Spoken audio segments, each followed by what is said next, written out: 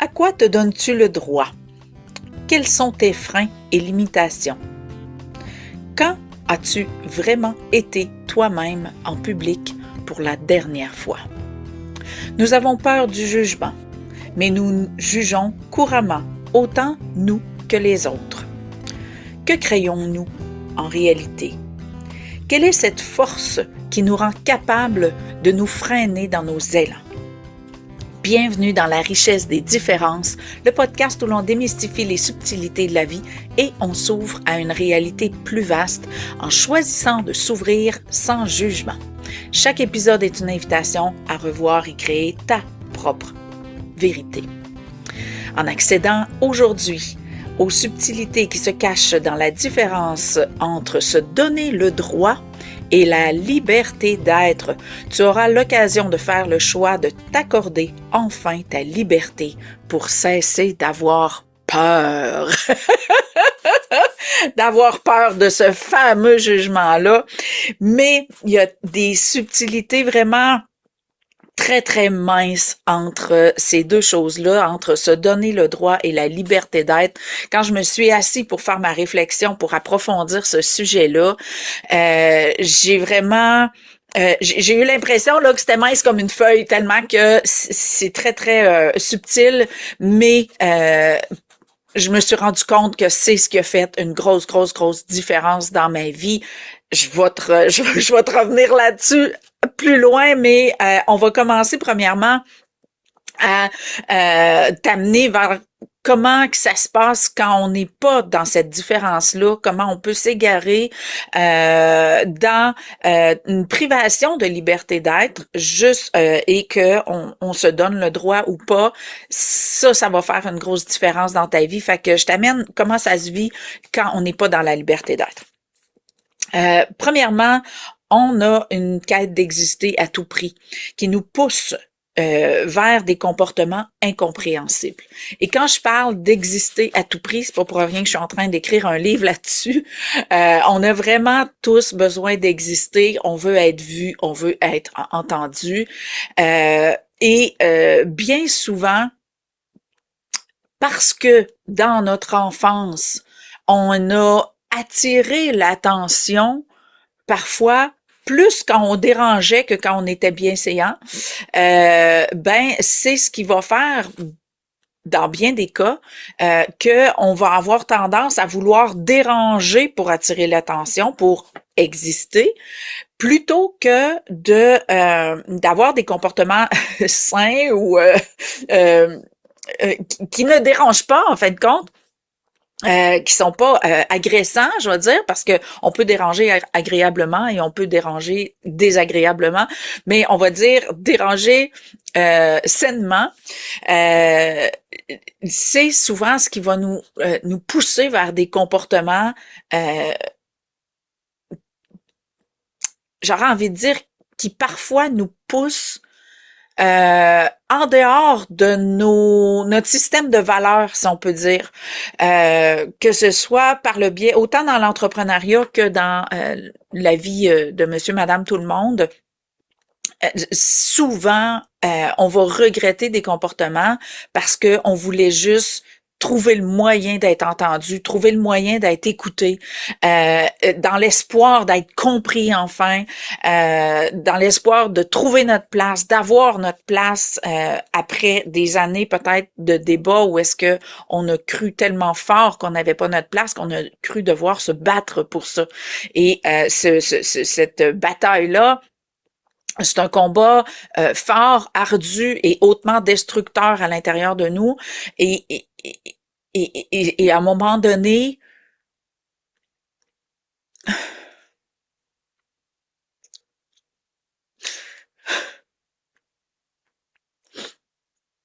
je vais y revenir. Je vais y revenir dans la portion témoignage, mais j'ai été dans cet espace-là. J'ai vraiment été dans cet espace-là où on a vraiment l'impression que même si on lâchait le plus grand cri de mort, là, comme dans les films, là, où ils font un zoom out sur la Terre, puis que tu cries tellement fort que la Terre, il y a comme quelque chose qui surgit, là. j'ai été dans cet espace-là où tu as l'impression que tu cries au secours,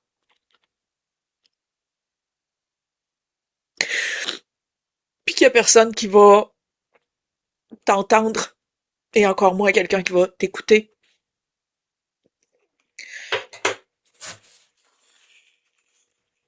Et dans cet espace-là, c'est là qu'on fait des grosses bêtises. J'y reviens tout à l'heure. Ah, petite gorgée d'eau. J'ai starté au quart de tour aujourd'hui. Je me suis fait prendre par surprise. Je me suis attaquée moi-même avec une montée intense. Deuxième point que je veux soulever au niveau de qu'est-ce qui nous amène dans l'impasse entre se donner le droit et la liberté d'être. Donc, on a une quête d'exister. D'un autre côté, nous sommes très sélectifs et peu permissifs quant à nos formes d'existence. Quand je dis très sélectif et peu permissif, dans le fond, le deuxième point et le troisième point se rejoignent parce que nous nous prostituons à être ce que nous croyons devoir être et nous nous perdons de vue dans ce que nous sommes vraiment.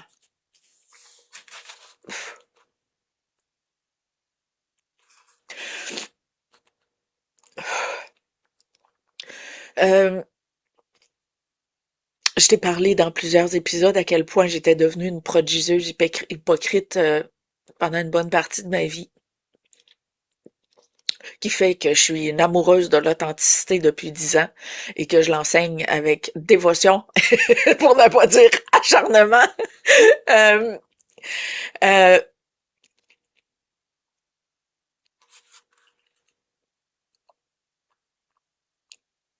lorsque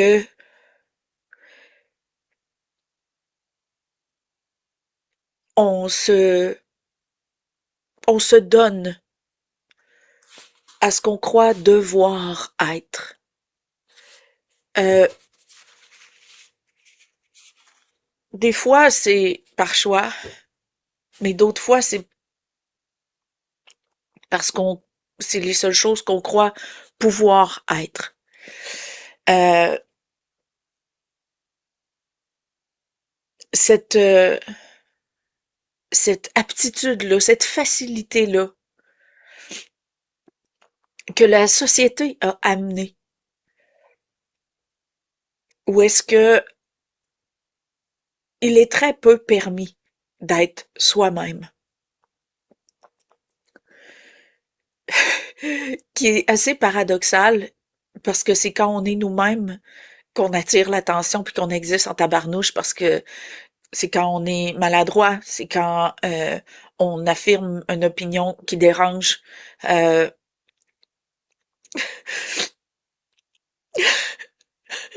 je trouve, je trouve ça horrible, horrible de de vivre dans une société qui nous enseigne et qui valorise l'hypocrisie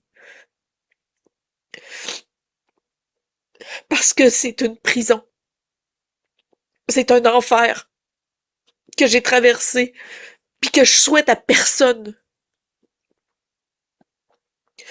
Et c'est pour ça que mon podcast s'appelle La richesse des différences. Parce qu'on devrait être fiers de nos différences. On devrait avoir le droit d'être différent. Parce que c'est ce qui fait de nous des êtres spéciaux. Et c'est pour ça que se donner le droit est rendu un combat. Alors que se donner le droit devrait être normal.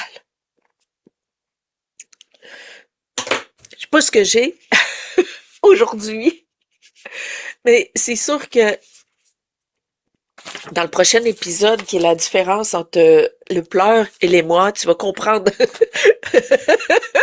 Tu vas comprendre pourquoi je pleure autant aujourd'hui, parce que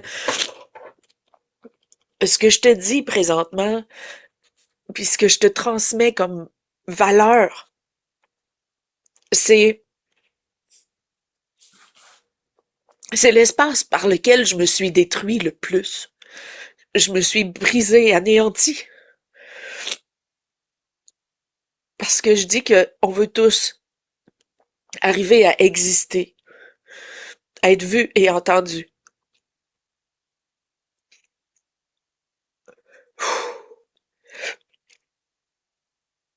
Mais quand tu commets ce que tu estimes d'irréparable ou de plus monstrueux, euh, t'arrives dans un espace où tu veux disparaître. Et ça va à l'encontre de notre âme. Ça va à l'encontre d'exister.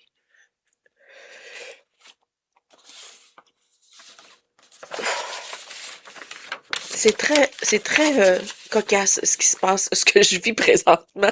Parce que quand ces feuilles-là, là, c'est deux feuilles, là, c'est très simple, c'est deux feuilles qui me donnent les grandes lignes de mon épisode.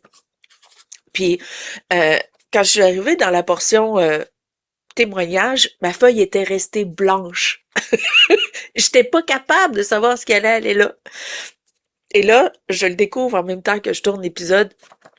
Fait que c'est très cocasse et ça me touche parce que, tu sais, quand je te dis que j'ai essayé de regarder entre les deux, entre se donner le droit et liberté d'être, ça a été très difficile parce que je voyais ça mince comme une feuille. Et ce qui est mince comme une feuille,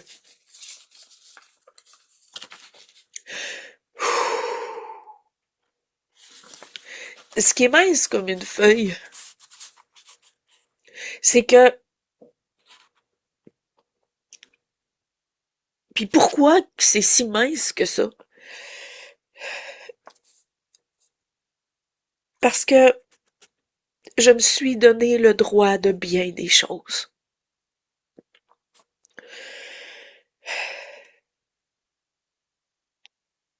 De me faire du mal. De faire du mal à d'autres. C'était pas toujours par choix. C'était souvent par manque d'options. Mais puisque je n'étais pas dans la liberté d'être, et encore moins dans l'amour et le respect de moi, je me suis fait autant de mal dans les deux cas. Et ça, là,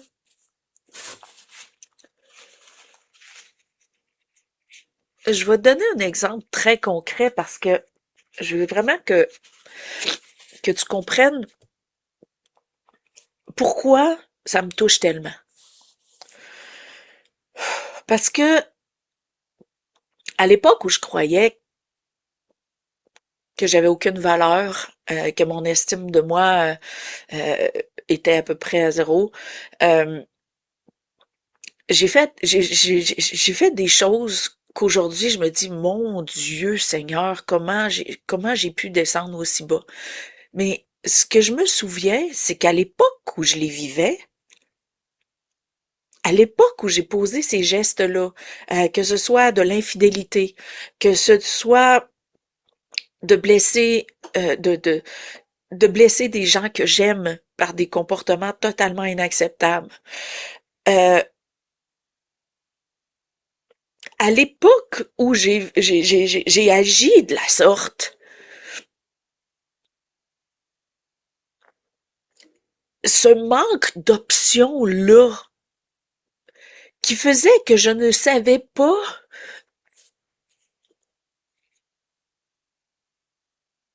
Dans l'épisode précédent, j'expliquais que lorsqu'on est égaré, lorsqu'on est en mode survie, lorsqu'on est dans l'impuissance, ou peu importe, lorsqu'on est dans cet espace-là, on ne se voit pas, OK? Et ce que j'essaie de t'expliquer aujourd'hui, c'est que à l'époque où j'ai eu des comportements, fait des gestes, dit des paroles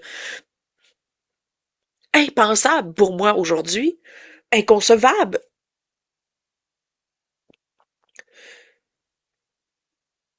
que je me rends compte aujourd'hui, c'est que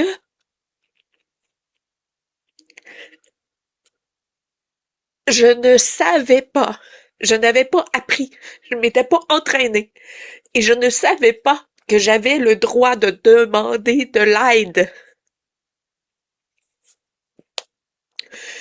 J'étais donc extrêmement maladroite pour dire j'ai besoin d'aide. Ce vocabulaire-là n'était pas dans mon dictionnaire. Ce qui faisait que, vu que j'avais pas la phrase, j'avais pas les mots, il ne me restait que mes comportements de détresse. Et bien sûr que des comportements de détresse, c'est des comportements démesurés. Euh, c'est des comportements de survie, là. C'est des comportements qui disent au secours. Est-ce que tu as déjà vu quelqu'un, ben peut-être que jamais vu personne, on n'a pas vu souvent quelqu'un se noyer, là, mais est-ce que tu es capable d'imaginer quelqu'un en train de se noyer, mais de faire ça esthétiquement? Genre, au secours, je me noie, et de rester calme dans l'eau. Ça existe pas. OK? C'est la survie par défaut, c'est tout croche. Parce que c'est pas réfléchi. Donc, quand je dis se donner le droit, ben, je me suis donné le droit d'avoir des comportements complètement débiles, sauvages, euh, euh, qui n'avaient pas de bon sens, mais c'était pas un choix. J'étais en survie. Et cet espace-là où est-ce que je me vois aujourd'hui, que je me dis comment j'ai pu ne pas me voir dans mon état de survie. J'ai pas pu me voir parce que quand tu es en train de te noyer, tu dis pas ah tiens donc, je suis en train de me noyer. Non, tu réagis, tu es en mode réactif. Et cet espace-là où ce que tu es en mode réactif fait de toi quelqu'un de très maladroit. Fais juste prendre l'exemple, admettons, que tu es pressé, OK? Tu t'es maquillé plein de fois dans ta vie, tu t'es habillé plein de fois dans ta vie, tu as fait tes bagages plein de fois, tu as préparé ton sac pour aller travailler plein de fois. Mais pourquoi la fois que tu es pressé, tu es maladroit, tu le fais tout croche? Ben c'est ça version pimpée être en survie. T'es tellement maladroit, maladroite que tu fais des choses qui sont pas réfléchies. T'as à peine la maîtrise de ton corps, t'as à peine la maîtrise de tes pensées. Donc, de faire un choix, c'est même pas une option, là. Quand t'es en train de te noyer, là, tu choisis pas, ah, ben là, je vais élargir mes bras, ça va être plus solide pour me retenir. Non, non, non. Tu te débats comme un diable dans l'eau bénite. Et ce mode survie-là qui nous fait nous égarer dans des comportements, euh, qu'on n'aurait pas eu si on n'avait pas été en mode survie, fait qu'on se retrouve dans des espaces où est-ce que euh, l'inacceptable se produit.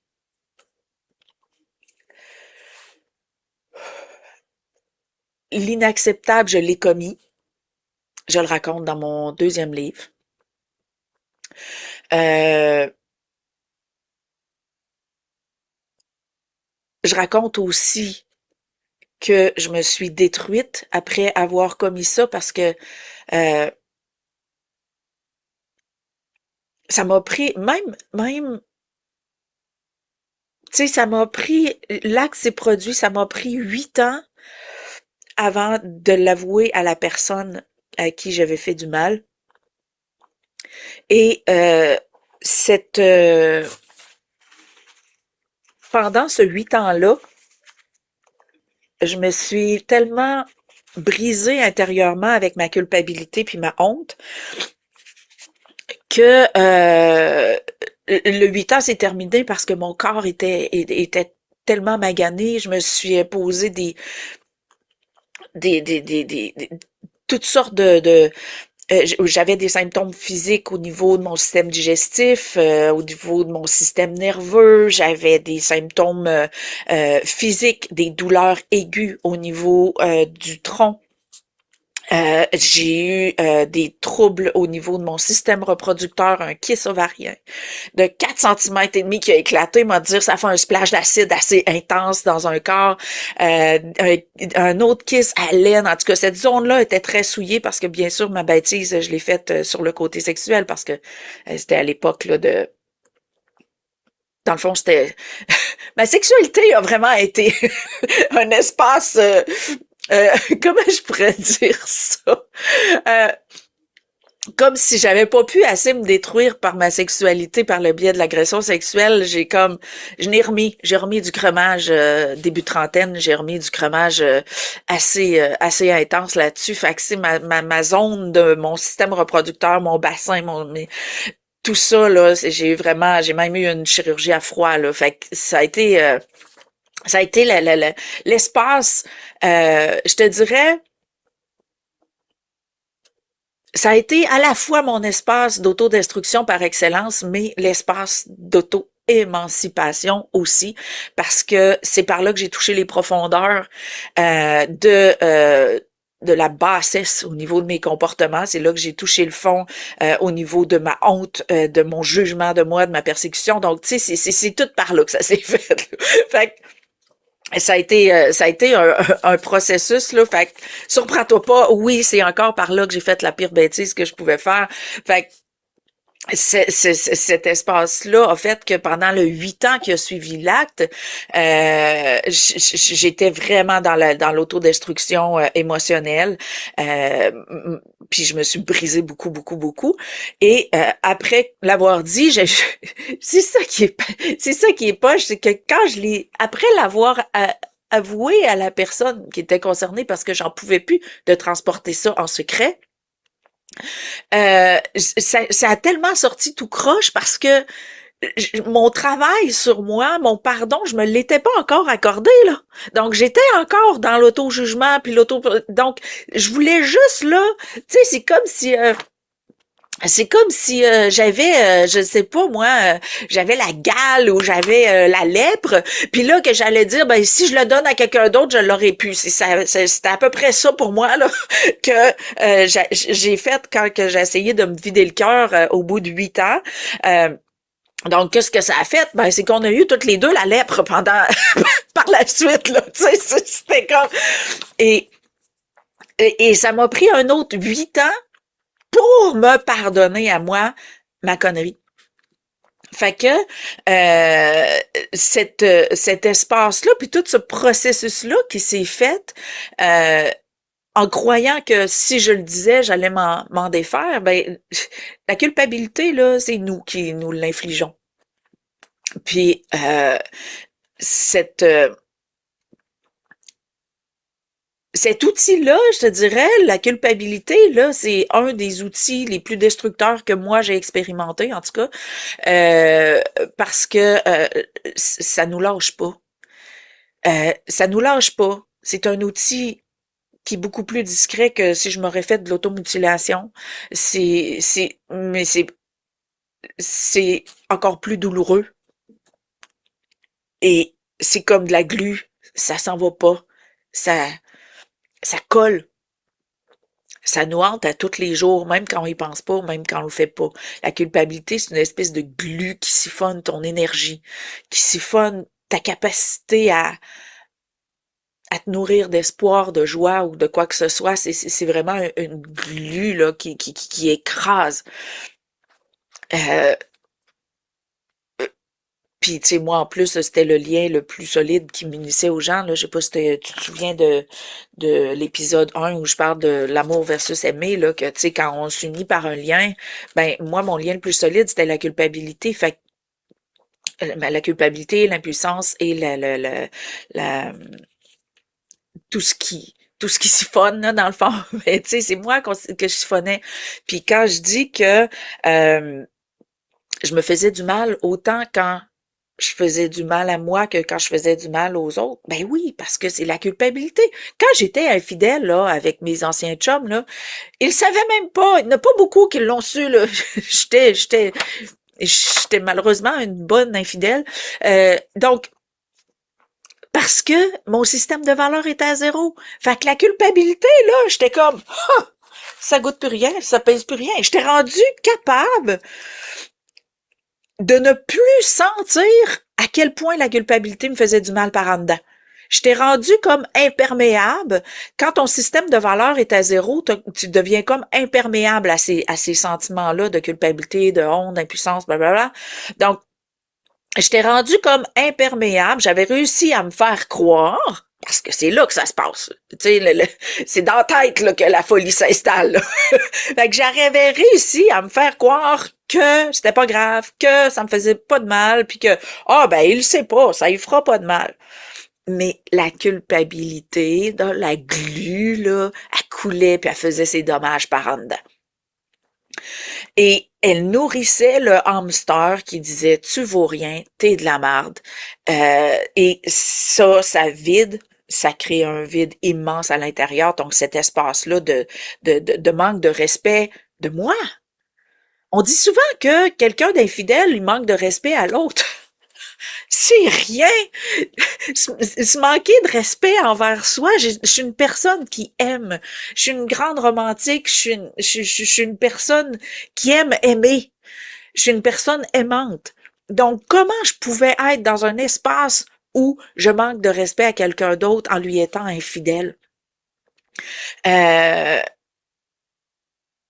Tu sais, aujourd'hui, tu sais, je suis fascinée parce que ça fait quand même 21 ans que j'étais avec mon chum, puis tu sais, crève que je suis contente, tu sais, je repense à quand je l'ai connu, puis que c'était la première fois que je refusais une infidélité, ce que ça l'a fait à l'intérieur de moi.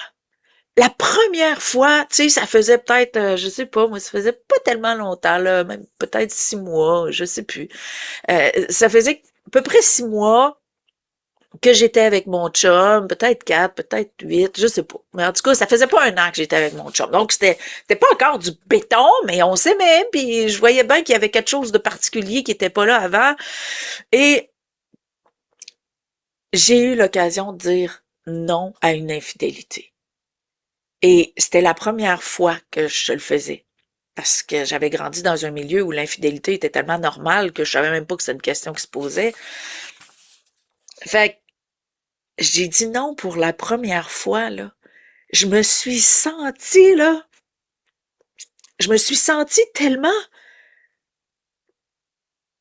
tellement fière de moi. Parce que je choisissais de construire une relation sur d'autres choses que de la souffrance.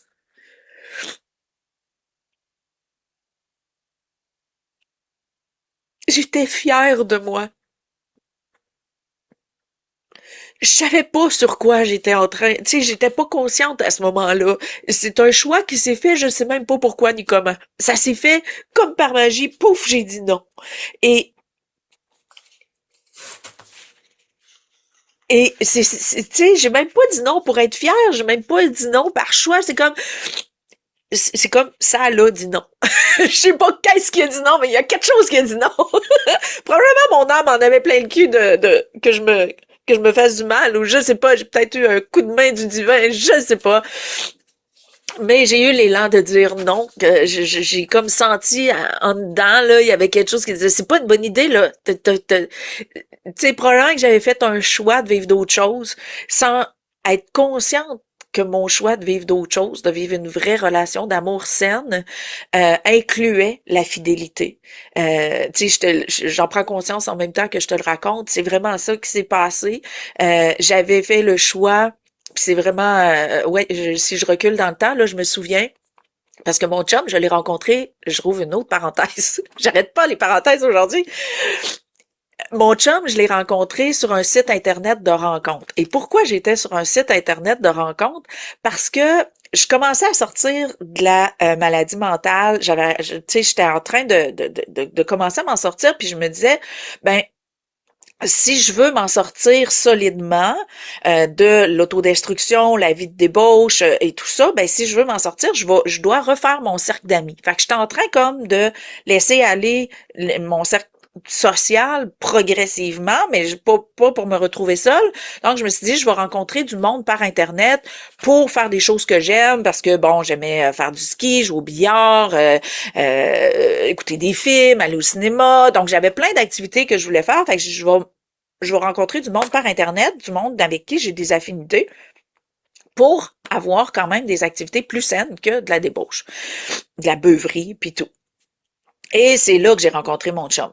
Fait que quand j'ai rencontré mon chum, ben mon choix était fait là. J'avais dit je veux changer de vie, je veux changer de cercle social, je veux rencontrer des gens pour avoir des relations saines, mais je savais pas ce que c'était. J'avais fait un choix que je savais pas qu'est-ce que ça incluait. Quand on fait des choix là, puis c'est ça souvent ça déboule. Quand on fait des choix sincères, ben on se retrouve à inclure tout ce que ça inclut, et ça incluait la fidélité que je ne savais pas quand j'ai fait le choix, je veux changer mon cercle social. Fait que ça s'est fait comme par magie, parce que ce choix-là était sincère envers moi. Je voulais vraiment sortir de l'autodestruction, arrêter de me faire du mal, arrêter de faire du mal autour de moi, malgré que ça a été quand même plus tard que mais quand même.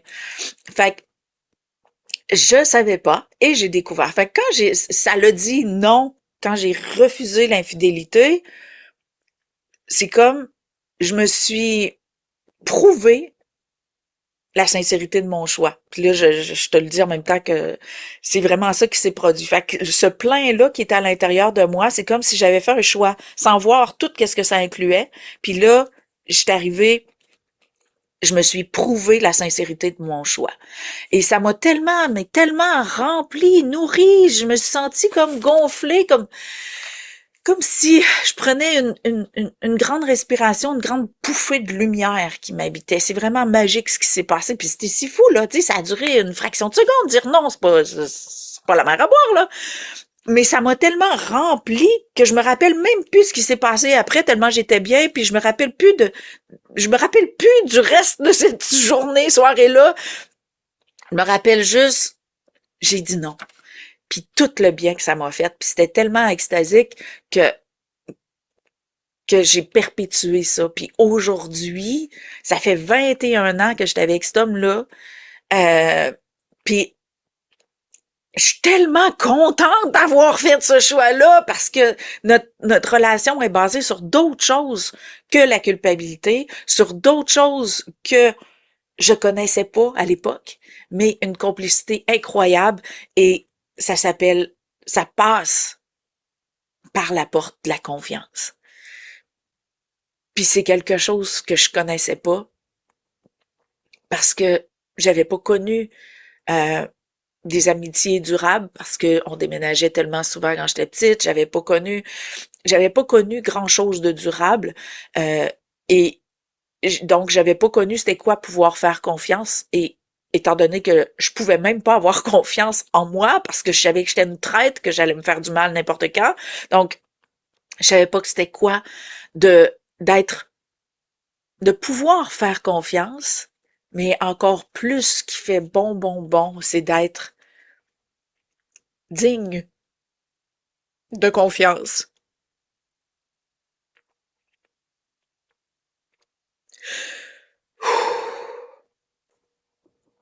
Et c'est ça qui m'a fait tellement du bien. C'est c'est peut-être aujourd'hui, j'ai l'impression que c'est la semence de mon amour de moi. J'ai choisi de croire que je pouvais être digne de confiance, et ça fait 21 ans que je me prouve que je suis digne de confiance. Et j'y suis arrivée par le simple choix sincère, on s'entend, de changer de vie et de cesser de me faire du mal. C'est intense aujourd'hui. J'espère que tu vas bien. J'espère que tu as de l'eau avec toi ou quelque chose. Mais en même temps,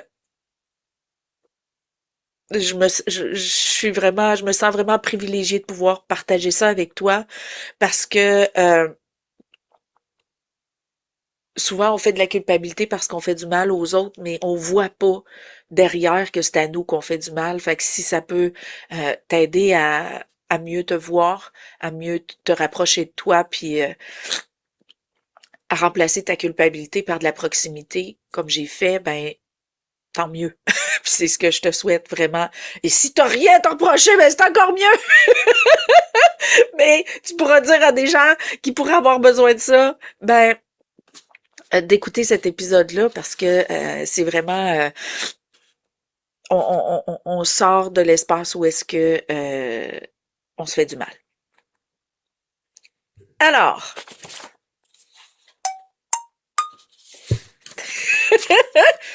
l'espace témoignage est terminé. Maintenant, je t'amène concrètement la différence entre se donner le droit et la liberté d'être.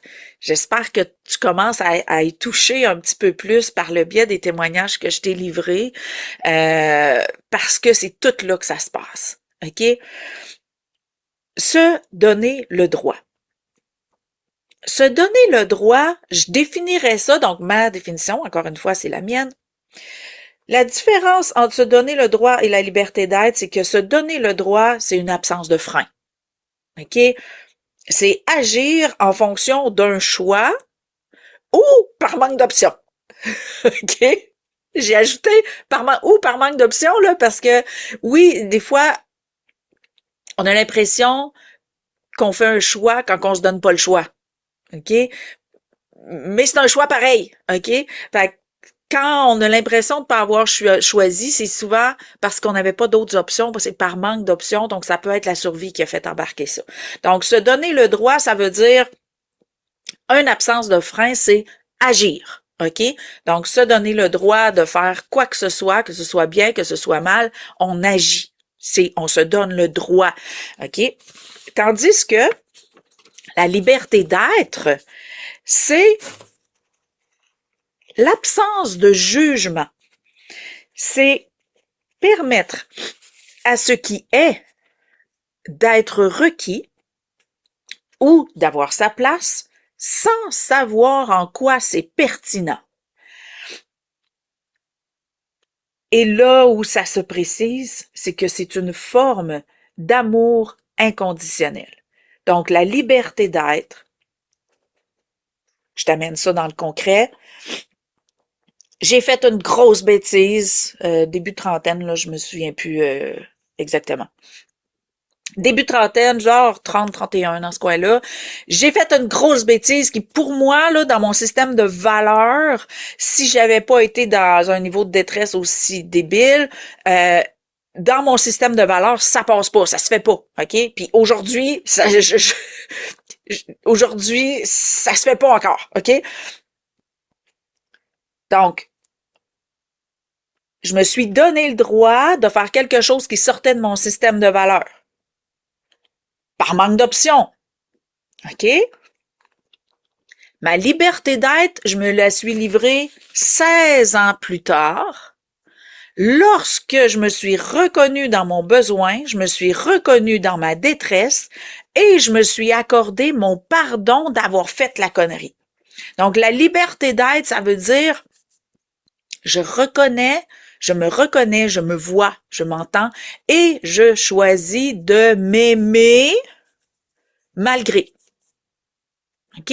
Donc, c'est pour ça que j'appelle ça un amour inconditionnel. Ça veut dire que je me suis accordé mon pardon qui a fait que aujourd'hui, c'est dans un livre, j'en parle, il y a des gens qui savent. Donc, c'est la liberté d'être, ça veut dire que je permets à ce qui a été que ce soit requis parce que c'était dans le fond du baril que j'ai accédé à mon amour inconditionnel. Puis quand je parle de ça, la question monte toujours. T'étais-tu obligé d'aller dans le fond du baril pour arriver à t'aimer de manière inconditionnelle? Puis je suis comme, j'ai tellement envie de dire, j'étais pas obligée. Puis en même temps, Puis c'est là le challenge, c'est que tout dans la vie existe par le biais de sa différence. Et dans le cas de l'amour inconditionnel exige de se retrouver dans un espace que l'on estime non aimable, inadmissible, qui ne devrait pas exister. OK? Fait que, comment j'aurais pu me prouver que je m'aime de manière inconditionnelle et que je me pardonne tout ce que j'ai pu être, tout ce que je pourrais jamais être, c'est en étant arrivé dans l'espace où l'inacceptable s'est vécu. Fait que je le sais pas, OK? Je vais dire je le sais pas. Je vais continuer de nourrir le doute parce que c'est pas drôle. C'est vraiment pas drôle de toucher le fond où est-ce qu'on se méprise, où est-ce qu'on fait de soi un monstre, où est-ce qu'on se déteste, où est-ce qu'on se juge, là, mais un jugement au fer rouge, là, t'as pas de bon sens. C'est vraiment là que j'étais, là. Euh, euh, je me suis reniée moi-même. C'est pour ça que j'ai tellement bien compris que ma sœur me renie par la suite, mais quand même, je me suis reniée moi-même. Dans l'espace où tu te renies toi-même, là, ça exige un jour que tu t'accordes ta sortie de prison, là. Puis ce que ça l'a exigé de moi, c'est 16 ans de torture physique et mentale et émotionnelle pour que je finisse pour m'accorder mon putain de pardon dans la reconnaissance de la détresse dans laquelle j'étais. Puis c'est ce qui a fait que c'était tellement difficile parce que ça a tellement été long que je vois la détresse dans laquelle je me trouvais que je pensais que je l'avais voulu, je pensais que j'avais fait exprès, je pensais que je m'en foutais. Tu sais, puis en plus, non seulement mon niveau d'estime était dans la cave, là, était au plus bas, là, mais en plus, j'avais un verre dans le nez. T'imagines-tu, tu donnes, c'est comme si tu donnais une Ferrari à chauffer à un enfant, puis tu lui donnais un petit verre de boisson pour enlever le stress. Vas-y. Tu sais, c'était comme, j'avais tout ce qu'il fallait pour sombrer dans une bassesse innommable. Fait que, d'arriver à constater que pendant une bonne partie de ma vie, je dirais 10 à 15 ans de ma vie, je cherchais, étant donné que mon niveau d'estime de moi était très bas à cause de l'agression sexuelle, j'ai passé une quinzaine d'années de ma vie à trouver des façons de prouver que je valais rien.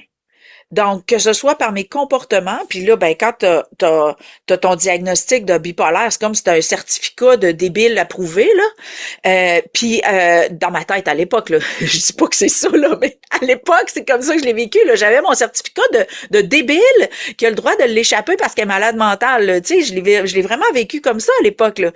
Et cette débile mentale-là, elle avait en plus de l'alcool puis de la drogue à porter, là.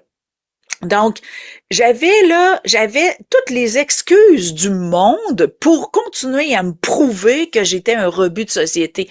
Fait que cet espace-là, qui était hautement inconscient, hautement de la survie, parce que c'était la seule forme par laquelle j'arrivais à exister, c'était la monstruosité. Donc, tout ça a fait que j'ai eu des comportements démesurés envers mes amis, envers mes chums, envers ma famille, envers tout le monde qui m'entourait, qui avait le courage de m'entourer malgré ma bêtise, ma folie. C'est drôle, je suis en train d'écouter une série sur Netflix qui a une fille qui a des comportements similaires, puis je suis comme, tu sais, je me vois un petit peu dans elle, puis je suis comme, oh my God!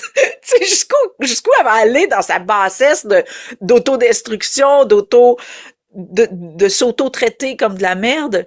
C'est vraiment fascinant. C'est comme si je rejouais ma vie par le biais de l'écoute de cette série-là qui est Love, je sais pas trop. En tout cas, c'est vraiment particulier comme émission.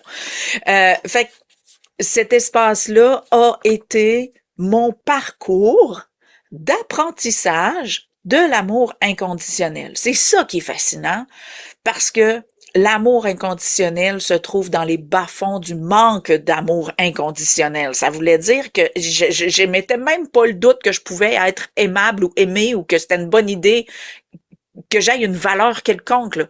Fait que c'est vraiment particulier, c'est paradoxal, et c'est pour ça que j'accompagne les gens dans cette zone honteuse là. C'est pas pour rien qu'il y a plein de monde, ils rentrent dans mon local puis ils me disent ça, j'ai jamais dit ça à personne. Ben cet espace-là est l'espace d'amour inconditionnel. Et on veut pas y aller parce qu'on veut pas revivre la honte, on veut pas se sentir mal, on veut pas que ça torture, on veut pas que ça, on veut pas s'en vouloir, on veut pas juger. Fait que, mais c'est là qu'on va faire le choix un jour, c'est là que moi j'ai fait le choix un jour de dire, ben crève, c'est pas parce que j'ai fait ça un jour que je suis une ordure toujours. Et ça nécessite qu'on le fasse un jour, ce choix-là. Ça m'a pris 16 ans pour ne pas dire, ouais, c'est ça, oui, c'est le même temps. 30 ans. 30 ans, parce que ça remontait quand même à l'agression sexuelle, parce que dans le fond, la connerie que j'ai faite à 30 ans, ça faisait déjà 15 ans que je traînais l'agression sexuelle, puis que ça a juste comme pimpé mon autodestruction que j'avais enclenchée à l'âge de 15 ans. Fait que ça, tu sais, ça a pris 30 ans dans le fond à toucher le fond pour aller me livrer mon amour inconditionnel qui se résume au choix de dire tu n'es pas une merde, tu as le droit d'être aimé et c'est pas parce que tu as fait une connerie un jour que tu es ça toujours. Et ce qui est génial, qu'on oublie de considérer, c'est que plus les conneries sont grosses, d'habitude, là, on les refait pas. OK? Puis on oublie ça. On oublie ça. Que quand on, par définition, quand on découvre une limite, que ce soit au niveau de notre système de valeurs, que ce soit au niveau de nos capacités physiques, mentales, émotionnelles, on s'en fout. Découvrir une limite, par défaut, c'est un échappé. Par défaut, c'est une surprise. Par défaut, c'était pas prévu. Par défaut, on le sait pas. On découvre une limite. Et moi, quand j'ai posé ce geste-là, j'ai découvert la limite de mon système de valeurs. J'ai découvert la limite de mon amour, de moi et de la bassesse que je pouvais atteindre. Je pouvais plus faire pire là, dans ma tête. Fait que, en pouvant plus faire pire, ben ça a été comme je suis faite à l'os, je suis restée là, dans marde, trempée là-dedans pendant un bout, puis à un moment donné, j'ai fait comme hey, je peux plus faire pire. Et si je faisais mieux? C'est pathétique, mais c'est ça.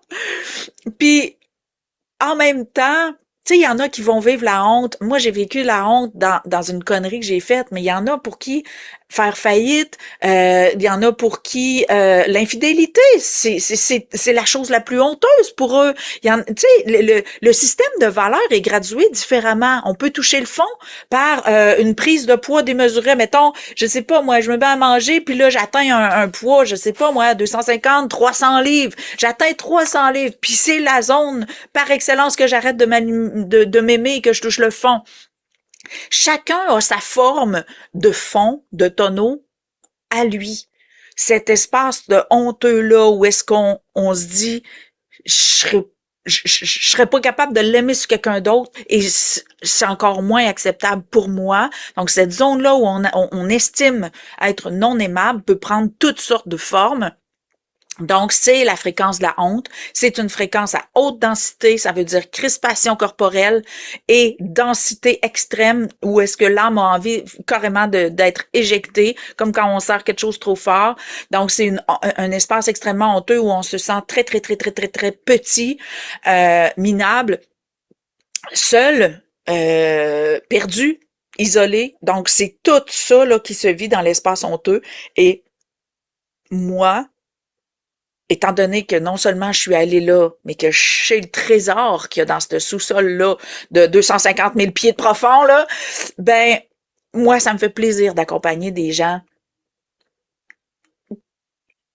pour pas les convaincre qu'ils sont aimables. Juste semer le doute.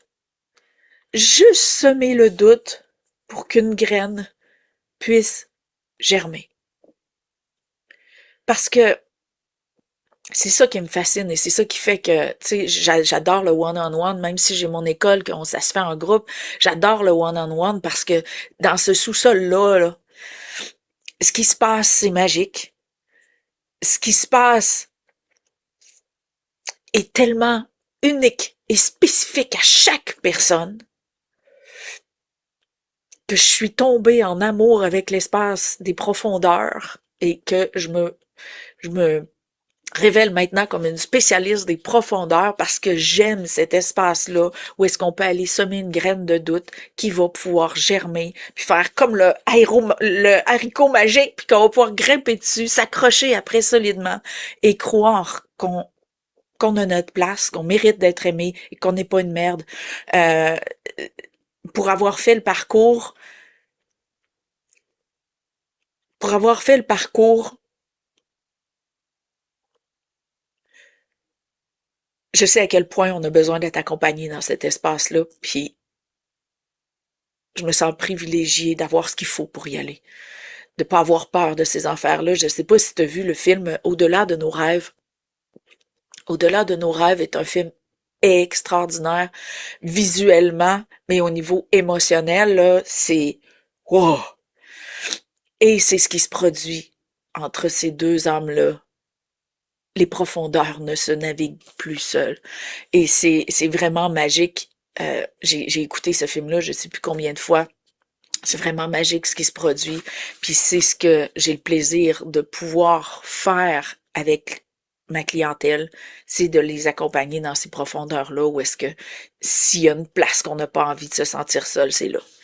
Euh, Pas pour dire sors de là, c'est de la merde. Non, non, non, pour dire regarde, si t'as besoin d'être là une journée, si t'as besoin d'être là 10 ans, là, tu seras pas seul. Tu seras pas seul. C'est juste ça qu'on a besoin de savoir. On a besoin de savoir qu'on n'est pas seul. Et souvent, c'est ce qui suffit à semer le doute qu'on n'est pas une merde. Euh, je me remets à l'ordre